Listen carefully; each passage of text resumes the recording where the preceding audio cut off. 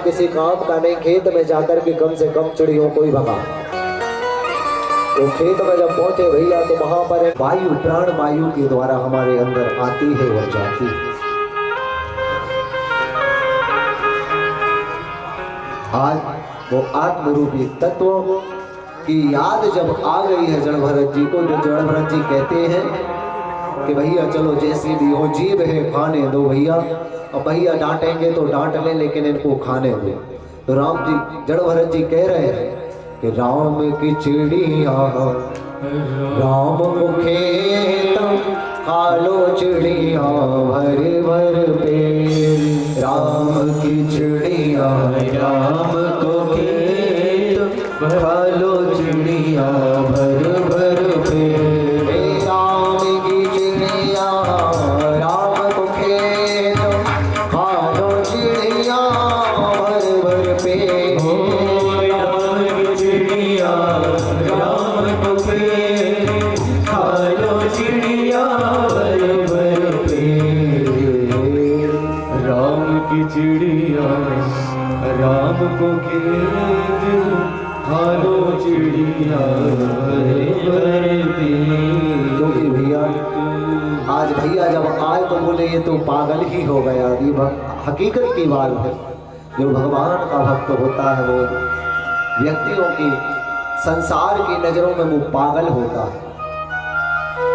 लेकिन निकुंज हरि जी महाराज कहते हैं वृंदावन के कि हम पागल हैं पागल वृंदावन धाम के। वृंदावन धाम के श्री राधा नाम के। वृंदावन नाम के श्री राधा नाम के। हम पागल है पागल वृंदावन धाम के। हम पागल है पागल वृंदावन धाम। क्योंकि उन बिगड़े दिमागों में भरे अमृत के लच्छे हैं, उन बिगड़े दिमागों में भरे अमृत के लच्छे हैं। हम पागल ही हैं और पागल ही अच्छे हैं। ये भगवान की कृपा है जीवन में। हमें पागल ही रहने दो, हम तो पागल ही अच्छे हैं। ये भक्त की महिमा। जड़ भरत जी को भगा दिया गया। किसी राजा को बलि चढ़ानी थी तो माँ भद्रकाली ने आकर के राजा को समझाया कि देख तू एक भक्त की बलि चढ़ा रहा। ये रघुगण माँ भद्रकाली साक्षात वहां प्रकट हो गई और जड़ भरत जी को बचा लिया। माँ बोली कि मैं किसी भक्त की बलि की प्यासी नहीं हूँ, मुझे खून की प्यास नहीं, मुझे तो प्रेम की प्यास है। बलि देना छोड़ दे तू राजा। आगे चलकर के रघुगण राजा है, ये कपिल आश्रम जा रहे गंगा सागर कपिल मुनि के पास सत्संग के लिए। एक कहार की कमी जब पड़ी पालकी के लिए तो जड़ भरत जी को पकड़ करके ले गया। जड़ भरत जी को तो पता नहीं कि कहार कैसे चलता है। तो जड़ भरत जी ने चलना आरंभ किया तो छलांग लगाते जाए, रघुगण का मस्तक टकराने लगा। अंत में रघुगण ने पालकी रुकवाई और पूछने लगा कि भैया एक हाथ तुझे समझ में नहीं आता, तू है कौन? तेरे अंदर संसर्ग दोष है। रघुगण जब बोला तो जड़ भरत जी बोले संसर्ग दोष मेरे अंदर नहीं, तुम्हारे अंदर। संसर्ग माने से सत्संगी है ना, तो शब्दों में वो परख गया ये भैया कोई ज्ञानी पुरुष है। आज बस यही बता दीजिए कि मेरा आपसे यही प्रश्न है, केवल और केवल मैं एक चीज से डरता हूं कि मेरे जीवन में किसी संत का अपमान न हो जाए। अब रघुगण जा तो रहते गंगा सागर, लेकिन बीच में ही भैया सत्संग प्राप्त हो गए। ये भगवान की कृपा है कि अब मोहि भाव भरोसे है नो, अभी मोहि भाव भरोसे है नो बनता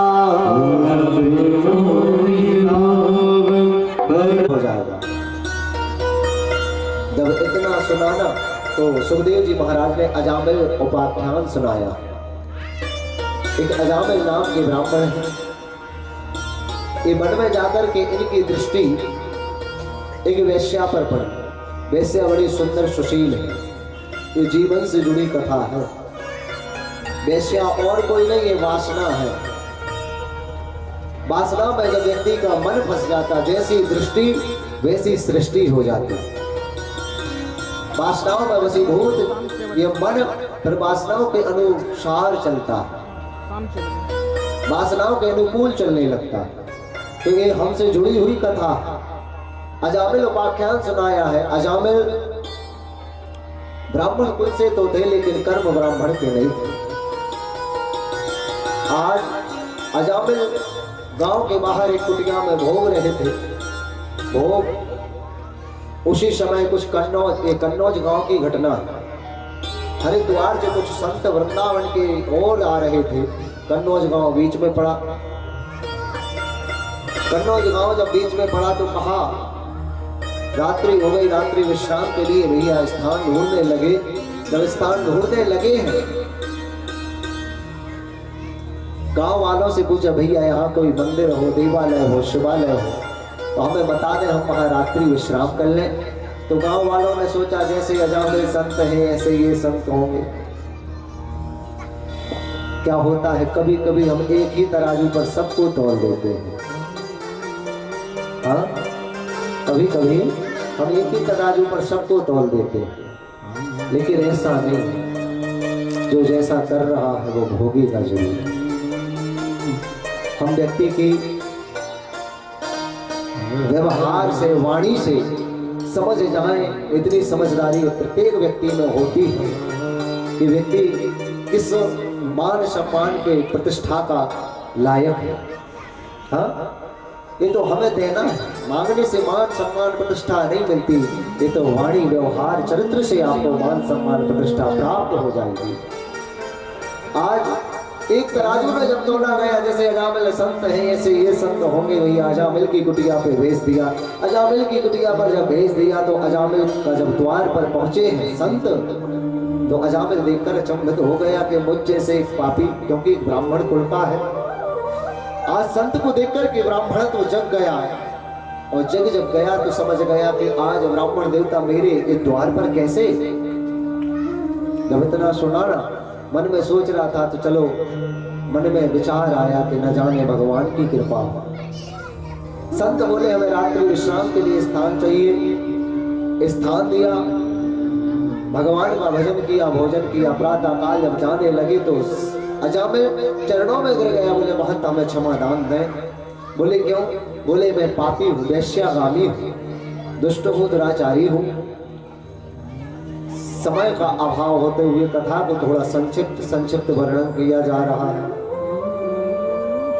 अजामिल जब चरणों में गिरा तो संत बोले चिंता मत करो, तुम्हें भगवान की कृपा होगी। तुमने अभी तक कितनी संतान? बोले 9 संतान है। बोले 10वां आने वाला है।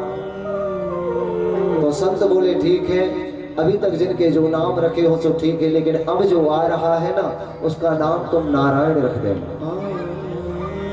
अभी तक ये वासनाओं का वशीभूत था, अब ये पुत्र मोह का वशीभूत हो जाएगा।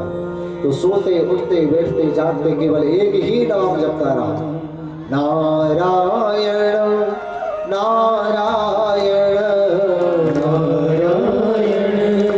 नारायण जमन नारायण नारायण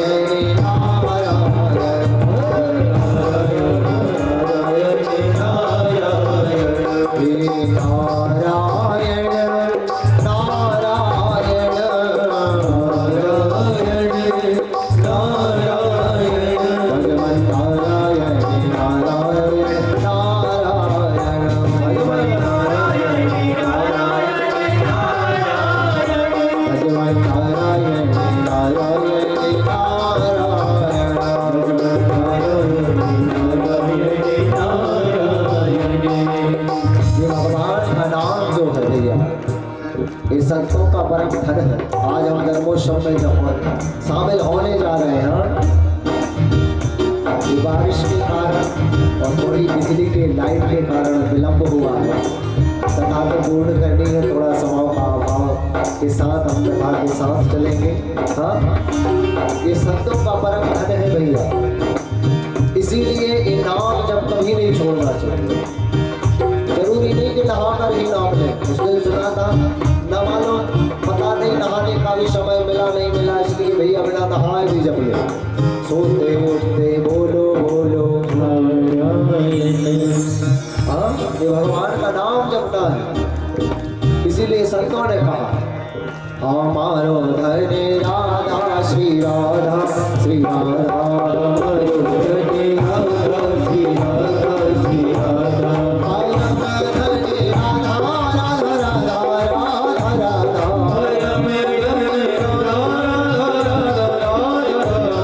जीवन धने राधा राधा राधा राधा,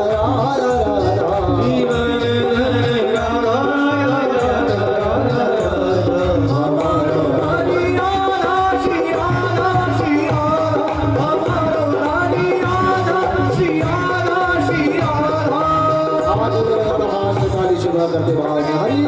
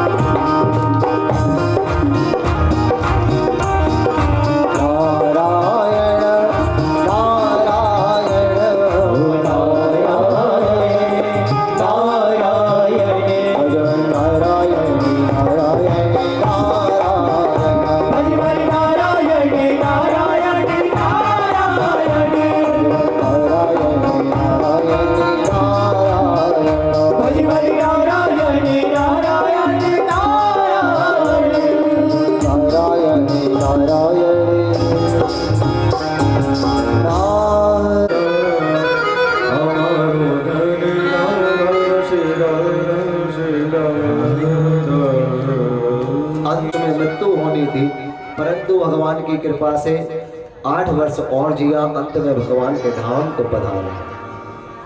भगवान का नाम जो है वो अग्नि रूप है।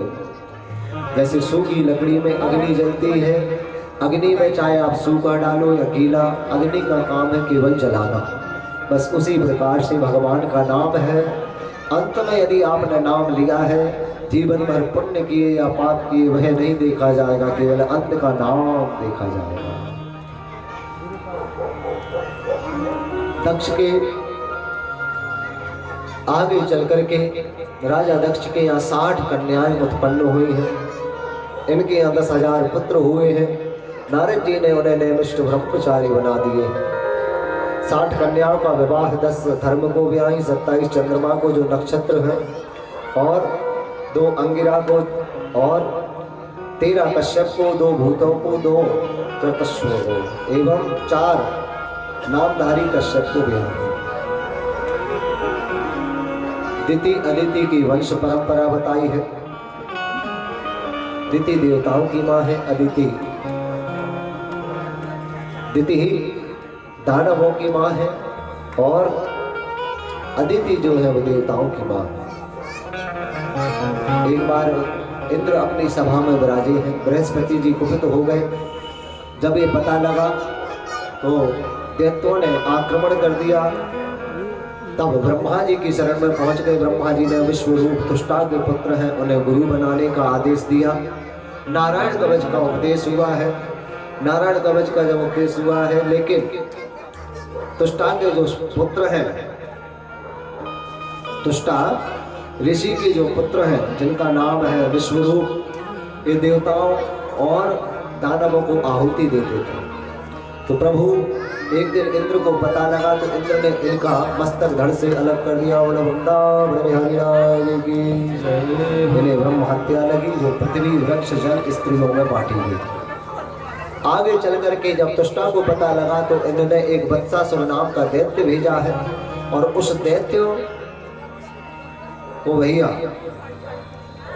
मृत्यु की घाट उतारने के लिए दधीचि ऋषि ने अपने शरीर दिया। रीढ़ की हड्डी से वज्र बना, उस वज्र से वत्सासुर नाम का दैत्य का उद्धार हुआ। बोलो वृंदावन बिहारी लाल की जय। आगे चल करके श्री होन दुर्वासा ऋषि ने श्रीहीन होने का इंद्र को शाप दिया है। और आगे चल करके भगवान की वह कथा आती है।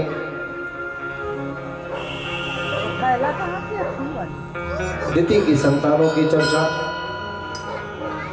हिरण्याक्ष हिरण्यकश्यपु दो भाई थे। हिरण्याक्ष का जब वध हो गया, हिरण्यकश्यपु गंधमादन पर्वत पर ब्रह्मा जी का तप किया। तप में वरदान मिला कि मैं इन 12 महीनों में ना मरूं, न दिन में न रात में, अस्त्र से न शस्त्र से, वरदान लेकर के आ गया। इनके गुरु के पुत्र है संडामर्क। उन संडामर्क को प्रहलाद को लेकर के आए। प्रहलाद से पूछा, भैया कि तुम्हें क्या करना है, तुम अभी तक क्या सीखे हो? तब बताया है कि पिताजी आप ये बताइए, मैंने जो अपने मन से सीखा वो सुनाऊं या गुरु ने जो पढ़ाया वो सुनाऊं? तो पिता को बड़ी खुशी हुई कि देखो गुरु तो सिखाएंगे, लेकिन इसने अपने मन से क्या सीखा, और मन से जो सीखा तो बोले वो सुना। तो सर्वप्रथम उसने सुनाया है। यहाँ पर पुंसुवानमत की विधि बताई है, और पुंसुवानमत की विधि जैसे इंद्र को पता लगा है, तो आज जाकर के दिति जो है उनके गर्भ में जाकर के आज उस गर्भ के 49 टुकड़े कर दिए, जो मरुद गुण बन गए हैं। मरुद गुण जो बन गए हैं, आगे चल करके आज प्रहलाद जी महाराज कह रहे हैं कि तत् साधु मने सुरवर हृदयना सदा समुद्भव भगवन सुना कि पोथी पढ़ पढ़ जगमोया पंडित भयानको भाई आकर प्रेम को पढ़े सुपंडित हो, पढ़े सुपंडित हो। इतना जो सुना कि भगवान का नाम नहीं रहा है, तो उसने तुरंत अपने पुत्र को फेंक दिया है। आज पुत्र को अनेक प्रकार से ताड़ना दी गई है, पहाड़ से फेंकवाया गया, तेल में तलवाया गया है, अग्नि में जलवाया गया है। जब बहुत समय बीत गया, हर जगह से जब बच जाए, तो अंत में आज हिरण्यकश्यपु बोला है कि बता तेरा भगवान है कहाँ। इतना जब सुना है तो भगवान का आज बता रहे हैं प्रहलाद जी कि मोह में तो मैं खड़ग खम्भ में जहाँ देखो तारा, जहाँ देखो तारा। इतना जब सुना तो बोला कि कहाँ इस खम्भ में है। उसने तुरंत अपने म्यान से तलवार को निकाली, जोर से जाकर के उस खम्भ में दे मारी। तो खम्भ में जैसे ही तलवार को मारी, खम्भ टूट गया, और टूटते हुए खम्भ में से झूलता हुआ सिंहासन प्रकट हो गया। बोलो नरसिंह भगवान की जय। आकर के दो हाथ युद्ध हुआ, अंत में ले जाकर के द्वार पर खड़ा किया।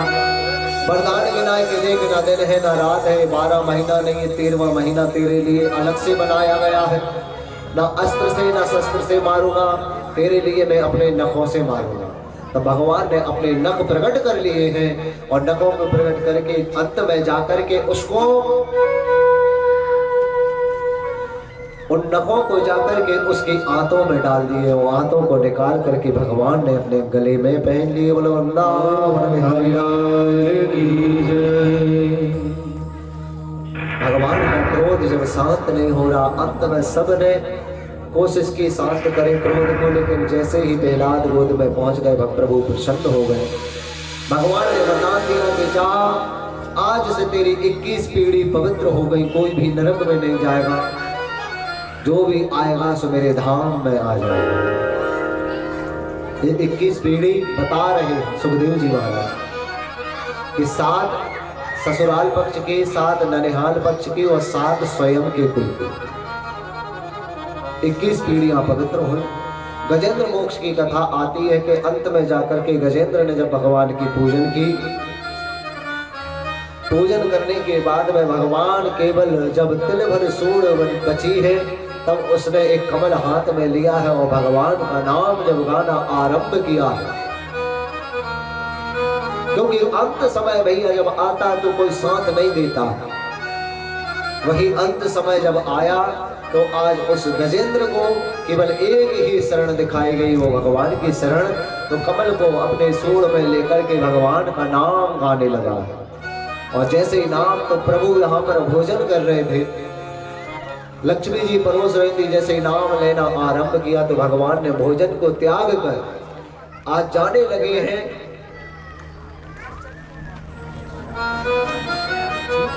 तो सबसे पहले मां लक्ष्मी ने प्रभु का हाथ पकड़ लिया कि हाथ पकड़ लक्ष्मी कहे कहाँ जात प्रभुआ। तो हासत लक्ष्मी सुने ही सुनत गजरा, ही सुनत गजरा।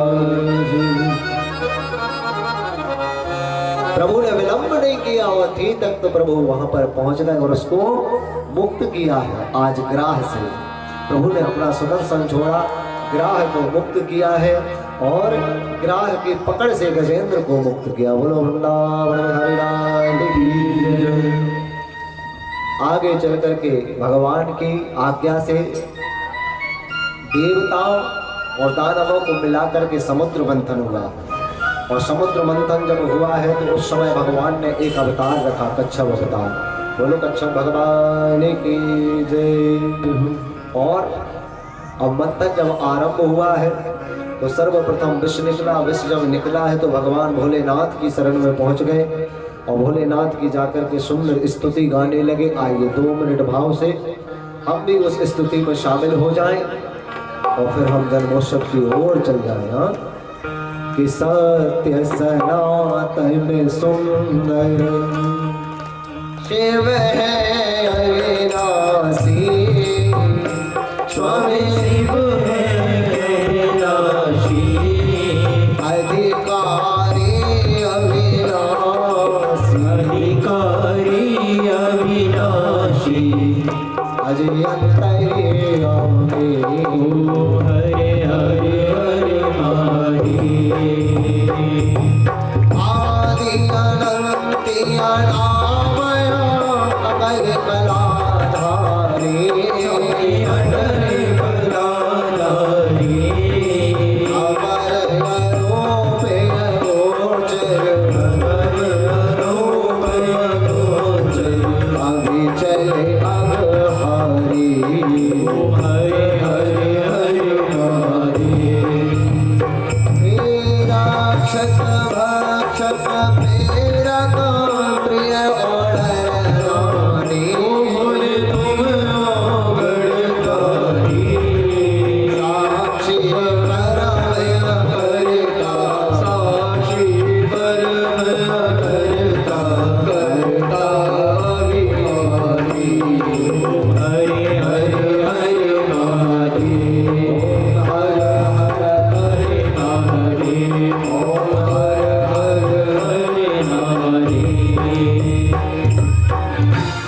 इस प्रकार से प्रभु ने उस विष का पान किया है तो भगवान का एक नाम पड़ा है।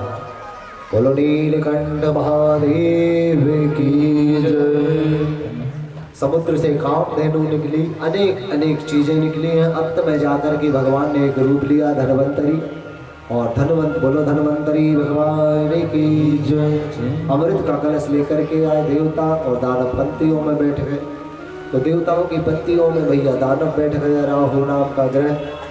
और वो जैसे ही बैठा है तैसे ही भगवान ने मोहिनी अवतार रख करके उसका उद्धार किया। बोलो मोहिनी भगवान की जय। देवासुर संग्राम हुआ, इंद्र के द्वारा राजा बलि की मृत्यु हुई। तो शुक्राचार्य जी ने उनको मृत संजीवनी विद्या से पुनर्जीवन दान किया। युद्ध हुआ, अमरावती छिन गई। जैसे ही पता लगा तैसे ही कश्यप की जो पत्नी है अदिति आई है और पयोव्रत धारण हुआ। पयोव्रत जैसे ही धारण हुआ है तैसे ही साक्षात वहां पर प्रकट हुए। बोलो वामन भगवान की जय। वामन भगवान प्रकट हुए हैं और जैसे ही वामन भगवान आए हैं तो आज जाकर के राजा बलि की यज्ञशाला में 3 पग में सब कुछ मांग लिया है। एक पग में धरती को नापा, दूसरे में स्वर्ग को नापा और तीसरा कहाँ रखे तो राजा बलि बोले प्रभु आप मेरे सर पर अपने चरण रख दो। तो प्रभु ने उसके सर पर चरण रख दिया है। सारी अमरावती लाकर के इंद्र को सौंप दी है। आगे चल कर के रसातल में वास दिया है और रसातल में जब वास दिया है आगे भगवान ने मत्स्य अवतार लिया। बोलो मत्स्य भगवान की जय।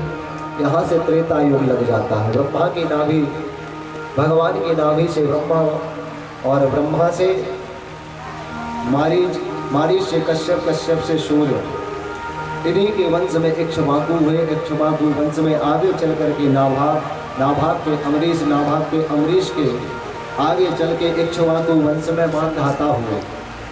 इन्हीं के वंश में आगे चल के राजा त्रिशंकुश हुए। त्रिशंकुश के हरिश्चंद्र, हरिश्चंद्र के रोहित, रोहित इन्हीं के वंश में आगे चल कर के अयोध्या के राजा दशरथ हुए और इन्हीं के यहाँ गंगा का अवतीर्ण हुआ। बोलो गंगा महारानी की जय। और इन्हीं के वंश में आगे चल कर के अस्मत, अस्मत के मूलक, मूलक के दशरथ, दशरथ के एडविड, एडविड के विश्वसा, विश्वसा के खड़वांग और खड़वांग के दीर्घबाहु, दीर्घबाहु के रघु, रघु के अज, अज के दशरथ, दशरथ और दशरथ के यहाँ राम, लक्ष्मण, भरत, शत्रुघ्न ये 4 पुत्र उत्पन्न हुए हैं। कि नौमी तिथि मधुमास पुनीता शुक्ल पक्षे अभिजिते हरि जीता। चैत्र महीने में नौमी तिथि के दिन दोपहर के 12 बजे राजा रामचंद्र का जन्म हो गया। राजा रामचंद्र का वो अवतार हो गया। वो राजा रामचंद्र भगवान की जय। आइए कुछ क्षणों में राजा राम को प्रणाम करके हम जन्मोत्सव में शामिल हो जाएंगे। कि भय प्रगति कृपाला दीन दयाला कौशल्या हर्षित में तारी मुनि मन हरि अद्भुत रूप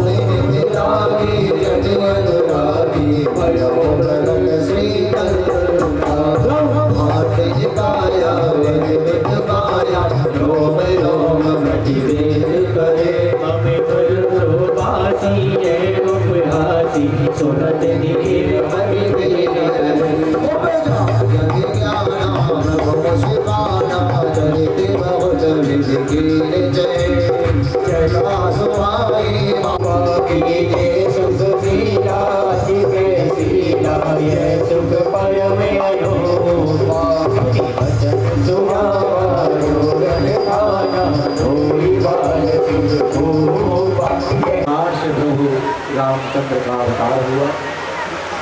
रामचंद्र का वर्णन हम कल विस्तार से सुनेंगे। अभी बारिश के कारण हमें पुनः कथा को समापन की ओर ले जाना है। यहीं से चंद्रवंश को, सूर्यवंश को प्रणाम। चंद्रवंश में आगे की कथा आती है।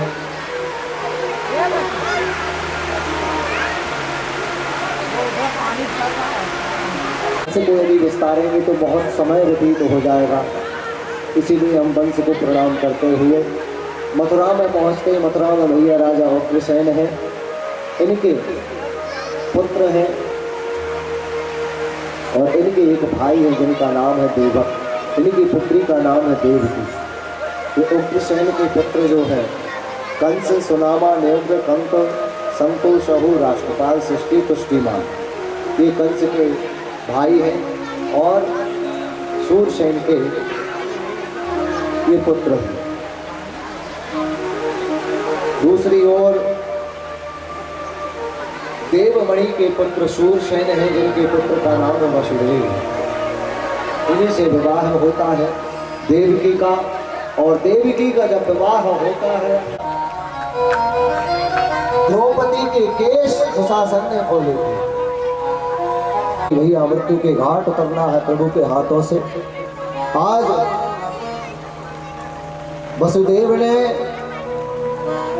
ये वचन दे दिया कि जो भी मेरी संतान होगी मैं ला करके आपको।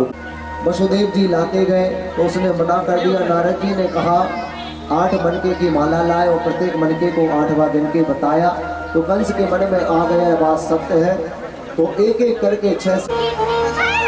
तो उसी समय भगवान ने अपनी योग माया को आदेश दे दिया और योग माया को आदेश दिया कि जाओ सत्येन नेत्रं सत्यात्मकं त्वां शरणं प्रपन्ना। देखो, जिस समय प्रभु का जन्म हुआ था तो बड़ा कष्ट हुआ था और बहुत परेशानियां झेली है देवकी और वसुदेव ने। तो वही थोड़ी थोड़ी परेशानियां हमको भी प्रभु दे रहे हैं। बोलो वृंदावन हरिलाल की। हमें भी पता लगे कि कैसे कष्टों को भोग कर के भगवान आए थे। हाँ,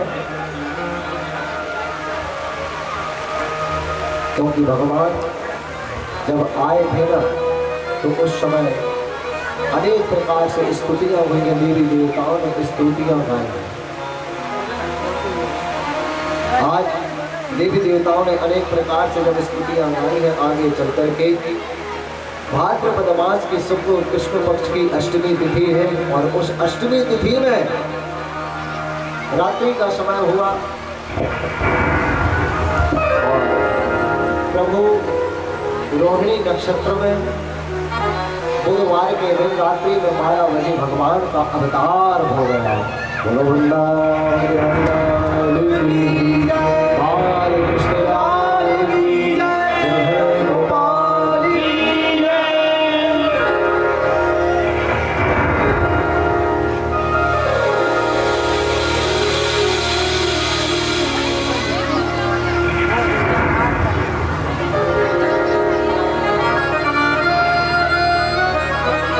लग गए और तब प्रभु को एक सूप में लेकर के आज वसुदेव लेकर के जा रहे हैं गोकुल।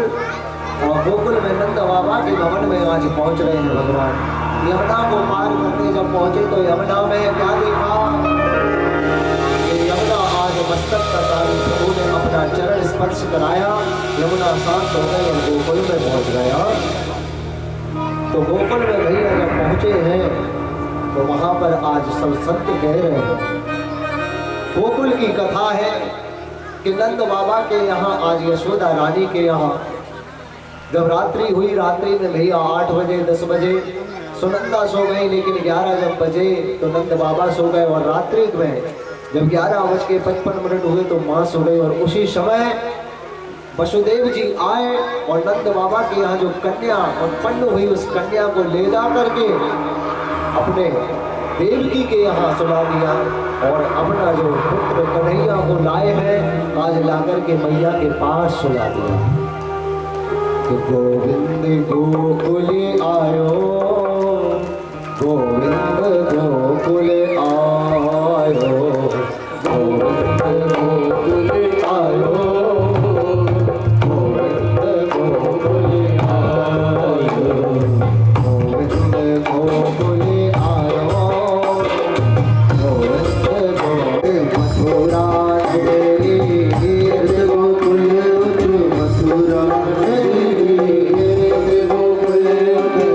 मथुरा गोकुल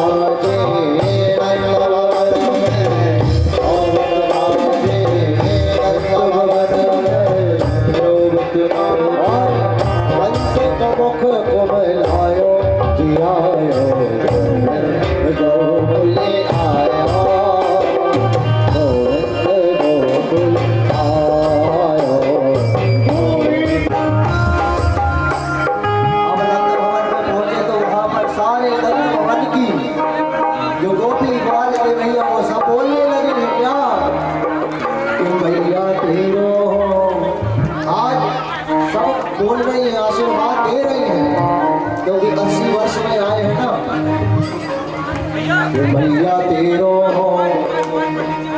ओ मैया तेरो लाल कन्हैया मैया तेरो चिरंजीव लाल कन्हैया ओ चिरंजीव लाल कन्हैया चिरंजीव लाल तेरा यशोदा तेरा ओ मैया तेरा यशोदा तेरा चिरंजीव लाल कन्हैया ओ मैया तेरा चिरंजीव लाल कन्हैया मथुरा में हरि जन्म लिए मथुरा में हरि जन्म लिए हरि जन्म लिए हरि जन्म लिए हरि जन्म लिए मथुरा में हरि जन्म लिए मथुरा में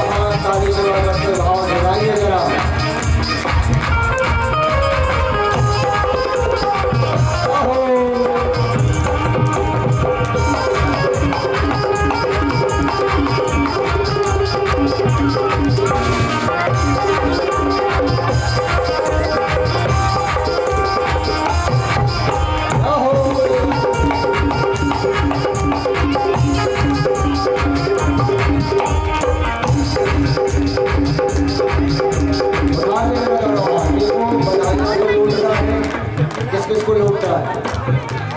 सबको।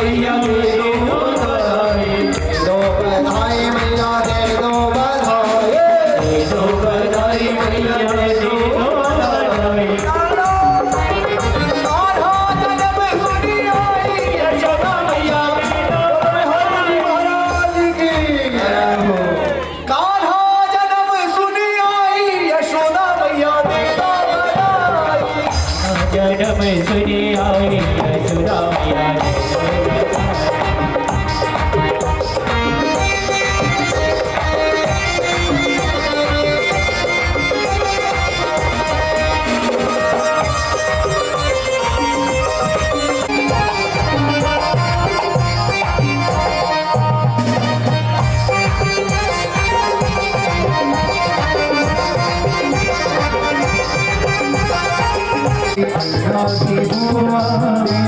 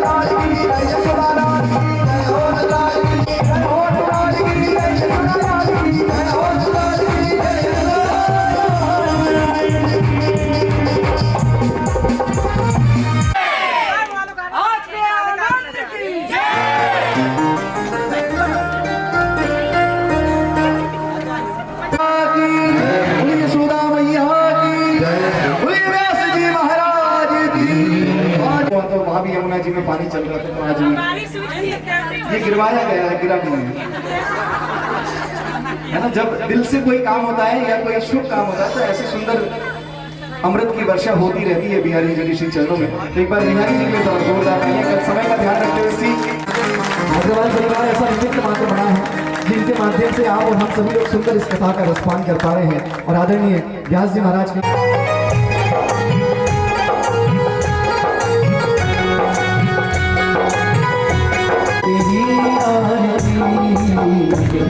बसा तेरी मूर्ति उतारूं मैं गिरधर तेरी आरती हो मन में बसा तेरी मूर्ति उतारूं मैं गिरधर तेरी आरती हो करुणा करो कष्ट हरो ज्ञान दो भगवन ओम हसी राम मेरी दारू भगवन करुणा करो कष्ट हरो ज्ञान दो भगवन हम में पसीना मेरी तारी दो भगवन दर्द की दवा तुम्हारे पास है दर्द की दवा तुम्हारे पास है जिंदगी दया है भीख मांगती मन में बसा कर तेरी मूर्ति उतारूं मैं गिरधर तेरी आरती मन में बसा कर तेरी मूर्ति उतारूं मैं गिरधर तेरी आरती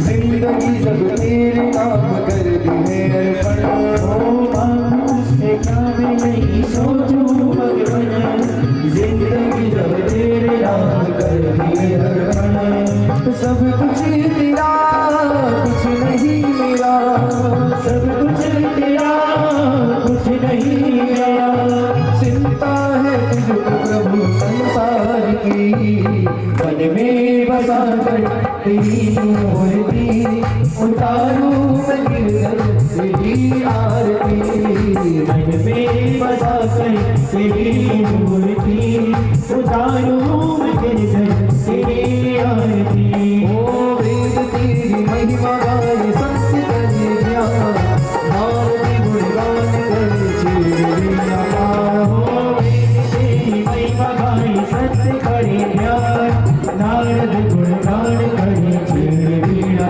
दास रस तेरी गाए आरती मन में बसा कर तेरी मूर्ति उतारूं मैं गिरधर तेरी आरती उतारूं मैं गिरधर तेरी आरती उतारूं मैं गिरधर सारंग दाव सने में प्यार दे पाल पाल माला शंकरा बयाए जग माए पूरे ब्रह्मा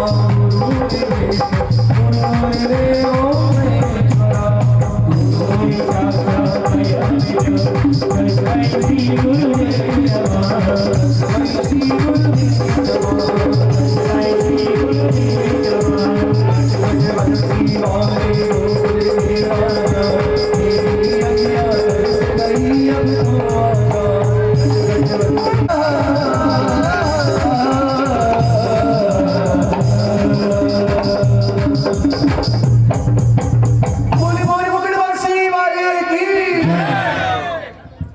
अधमंद्रस्वामी तन्नो देवी प्रचोदयात् हरि ओम नंदनंदनाय विद्महे यशोदानंदनाय धीमहि तन्नो कृष्णः प्रचोदयात् हरि ओम तत्पुरुषाय विद्महे महादेवाय धीमहि तन्नो पुष्पाञ्जलिर्मया दत्त्वा गृहाण परमेश्वरं शमन समन शम